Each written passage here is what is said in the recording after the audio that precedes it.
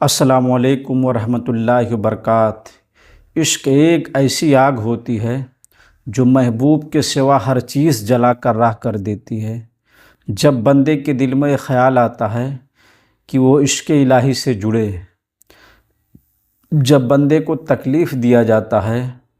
بندے کو ستایا جاتا ہے، بندے کو رلایا جاتا ہے، اس کے جذبات کے ساتھ کھیلا جاتا ہے، اس کے جذبات کو ٹھیس پہنچایا جاتا ہے، اس کو سرعام رسوا کیا جاتا ہے، اس کو بدنام کیا جاتا ہے، اس پر طرح طرح کے الزامات لگائے جاتے ہیں، تب انسان کے دل میں یہ خواہش پیدا ہوتی ہے کہ انسان اللہ سے محبت کرے، انسان اللہ کے قریب ہو۔ اور جب تک انسان کے دلوں کو توڑا نہیں جاتا،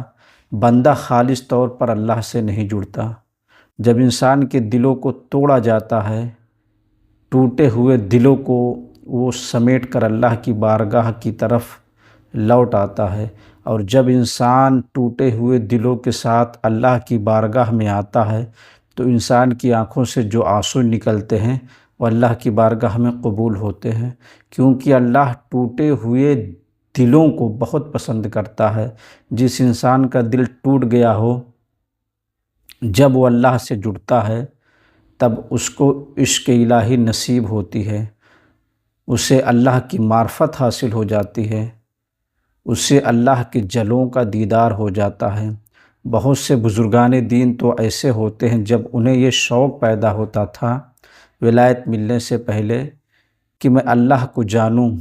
اللہ کی معرفت کیسے حاصل ہو۔ بعض بزرگان دین کو اللہ کی معرفت 5 سال میں حاصل ہوئی،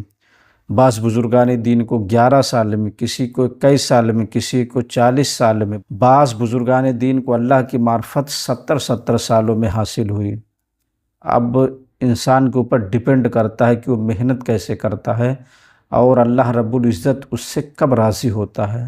کیونکہ اللہ رب العزت کی محبت وہ محبت ہے جب انسان کے دلوں میں سما جاتی ہے تو اس کے دل سے دنیا کی محبت نکل جاتی ہے، اسے آبادیاں اچھی نہیں لگتی، وہ ویرانے کی تلاش میں نکل جاتا ہے، اور جب کسی شیخ کامل سے اس کا واسطہ پڑ جاتا ہے تو شیخ کامل محنت اور مشقت کروا کر اللہ سے دعائیں کر کے اس کو منزل مقصود تک پہنچا دیتا ہے۔ لیکن اللہ کو پانے کے لیے کسی شیخ کامل کا وسیلہ ضروری ہے، کیونکہ بغیر مرشد کے خدا نہیں ملتا، بغیر پیر کے خدا نہیں ملتا۔ اگر انسان کے ذہن میں یہ شامل ہو جائے، اگر انسان کے ذہن میں یہ داخل ہو جائے کہ میں اللہ کو بغیر پیر کے پا لوں گا تو یہ اس کے لیے مشکل ہوتا ہے، کیونکہ جو شیخ کامل ہوتا ہے اسے منزلوں اور راستوں کے بارے میں پتہ ہوتا ہے کہ وہ کتنی محنت سے اللہ کو راضی کر پایا ہے۔ جب بندہ کسی شیخ کامل کے پاس جاتا ہے تو شیخ کامل اسے اسی راستوں پر چلاتا ہے جس راستے پر اسے اللہ کی محبت حاصل ہوئی ہے، جس راستوں پر اسے عشق الہی ملا ہے، جس راستوں کو طے کرتے ہوئے وہ منزل مقصود تک پہنچا ہے۔ اور جب انسان اللہ کو پا لیتا ہے، جب انسان اللہ کو راضی کر لیتا ہے تو اس کی زبان اللہ کی زبان ہو جاتی ہے جس سے وہ بولتا ہے، اس کا دیکھنا اللہ کا دیکھنا ہو جاتا ہے جس سے وہ دیکھتا ہے، اس کا کہنا اللہ کا کہنا ہو جاتا ہے جس سے وہ کہتا ہے، اس کا سننا اللہ کا سننا ہو جاتا ہے جس سے وہ سنتا ہے۔ اللہ کو راضی کریں، کسی شیخ کامل کی تلاش کریں،